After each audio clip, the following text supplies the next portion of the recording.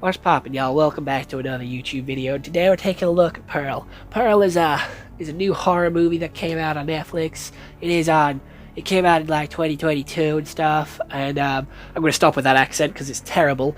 But that is the sort of accent that majority of the characters have in this film. I probably did a poor attempt at it, but it is like Southern American. I do believe that is the accent that they are getting at, and I quite like the accent, not gonna lie. I think it's a pretty cool accent. I think it's a nice accent. It's like a cowboy-esque accent.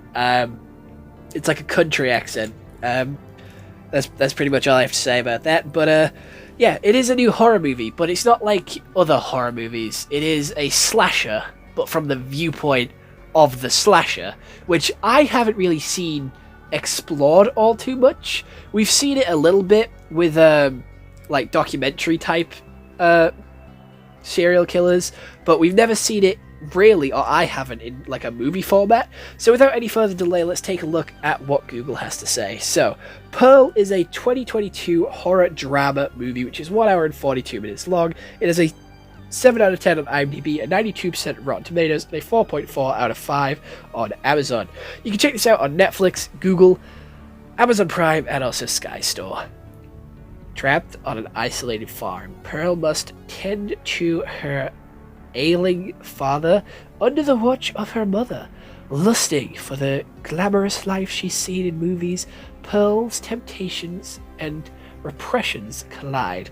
I'm going to be honest, this movie felt a lot longer than 1 hour and 43 minutes, but how the actual story goes is Pearl opens up killing a goose. She's tending to her sort of cow, and she kills a goose, and then she feeds it to a crocodile in a lake. That shit's insane. That's a wild opener. It just shows like her like psychotic sort of behaviors. It shows how she doesn't think like everybody else and has a very sort of adverse sense of danger where she doesn't really sense danger or feel danger because she's friends with a fucking crocodile, and she's swinging this fucking like spear thing around like it's fucking nothing. She then, is going to the city life to, get some medicine for her father, who's wheelchair bound, and she goes to the movies as well. She meets a man at the movies who gives her a little clip of the film reel. She then goes on the way home, she loses it and fucks the scarecrow. Yep, she loses it and fucks the scarecrow. She then heads back home, and the parents are like, hey, where the fuck did you get that hat from? Because she's wearing the scarecrow's hat. And she's like, oh, I found it. Because there's a disease going around, they don't want it in the house, so they tell her to leave it. She then enters the house, and she gets a bath with her father watching, which is weird as fuck as well. Again, showing how she doesn't think like other people, and she says she doesn't want to waste the warm water, but at least you turn your father away. She then grabs her father by the neck and squeezes a little bit to see if he's still actually in there, and he doesn't make much of a reaction.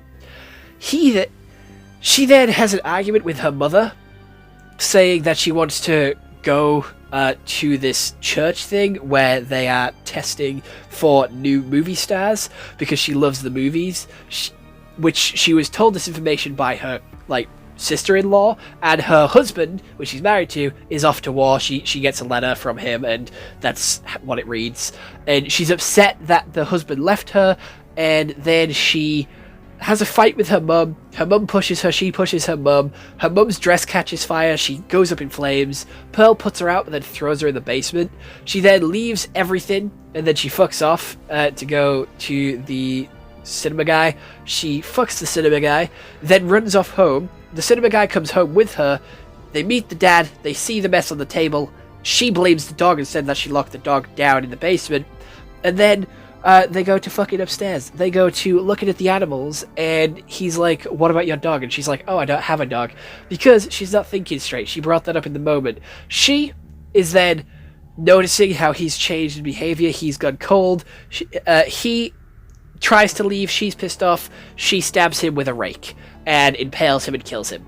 She then feeds him, the dad, the mum, well, him and the dad, to the fucking crocodile, and then she goes to this dance competition. She tries the dance competition. She does it with her sister-in-law. The sister-in-law takes part in this as well. The sister-in-law gets picked. They then go back to the house. Sister-in-law listens to her sort of open up and reveal all this information. Pearl then lets her leave. Sister-in-law chases her, and Pearl kills the sister-in-law. And then she tries to be a happy family and sets up the dead bodies in the kitchen.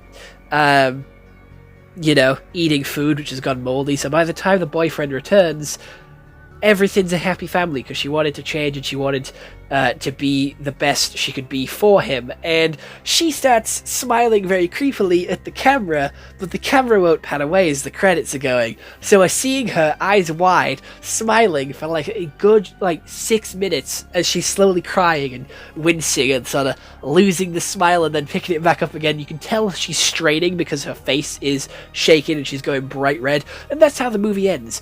And I'm going to be honest, the ending was insane. I hated that ending. That was the scare I've been throughout the entire movie, was watching her smile at the end. Those, end credit smiles were fucking creepy as shit. I didn't like that. That made me feel uneasy and on edge because there was no interaction. The sort of soldier boy, didn't say a word. He didn't move. He didn't say anything. You heard no background noise. You only saw her smiling and losing her fucking shit, losing her marbles. So maybe she killed him too. Maybe she ended his life as well. I don't fucking know. But that ending was creepy as shit and left so much mystery. Does he leave? Does she kill him? Is she scared? Is she alone? Is she worried that her life is like a movie? Is she is this like a Truman Show situation? I don't fucking know. But the way she has these two sides of being a nice pretty farm girl to her snapping. Once she snaps, you're fucked. Once she snaps, you're dead. That's it. You can't get away. She will chase you until your time has come. I was watching her talk to the sister-in-law, and I was worried for the sister-in-law, and it made me feel a little bit more safer for her, not gonna lie, because Pearl actually let her go to start with, so I thought she was going to be alright. I thought she was going to be safe. I thought she was going to be okay. But she wasn't. She got chased by Pearl, and it led you into a false state of security, which isn't really matched in any other sort of movies. And her unpredictability of her actions is shown right from the get-go. The unpredictability of what she's going to do, how she's feeling, how she's acting isn't shown. And you can also see some scenes from her point of view, like when she's dancing, the whole stage opens up and there's backing dancers, she's envisioning herself on the big screen, and when all that comes crashing down, she loses it and goes insane, and then kills her sister-in-law, and tries to sort of fight this sort of dude who isn't letting her. And she's also seeing her mum in the seat of the sort of audience telling her that she isn't good enough, and that's also part of the built-up trauma that she has and built-up sort of image of her mum, where it's her mother's the one holding her back. The mum is the face of this darkness inside her where she feels she isn't good enough, where she feels she can't do something, and it's her mum that is stopping her from doing all this. So envisioning her mum just shows that she can't do it and that her mum was right, that she was being stopped by her mum, and she feels again, she's being held back by her mother when she feels good enough and ready to do all these things. We also see this when she kills when she's fucking the Scarecrow. The Scarecrow turns into the theater guy, and we can see how she's having these thoughts about another man when she's already married. So we see this sort of viewpoint of her, sort of how she sees the world, and then how the world actually is going. The last one I can remember very vividly is when she's on the stairs and her mum has finally died. She cuddles up to the sort of burnt corpse, and it changes into her actual mother singing her a lullaby, and she kind of wants to feel that familial love and that sort of connection, and that sort of she still matters and that she's still cared about by her mum.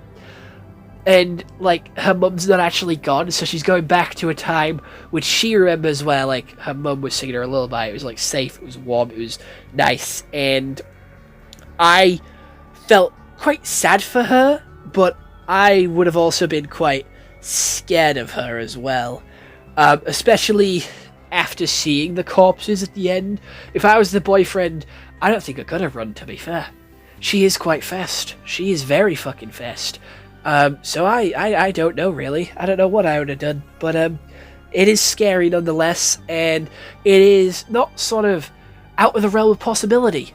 We could have a psychomaniac killing a lot of people in Southern America, and that's terrifying. Honestly, I wasn't on edge for when she was killing people, but you could definitely tell there was a tonal shift with the music, how her facial expressions were, how she was acting, how she was talking. It did kind of look like there was two different sort of sides to her, but I'm not too sure how accurate that is. I really did like this movie. I wasn't expecting to, I'm gonna be honest. I wasn't expecting this to be as good as it was, but honestly, I definitely think you should go check it out for yourself. I personally think it's a solid 7 out of 10 for those of you that haven't seen it. I recommend it. Go watch it. Like, I'm telling you to. I'm not recommending anymore. I'm telling you to. Go check this movie out for yourself if you have the time. And I'll see you all tomorrow for another film review. So if you want me to review any other TV show, anime, movie, anything like that, please do let me know down in the comments below, and I'll get on it as quickly as possible. But other than that, bye-bye.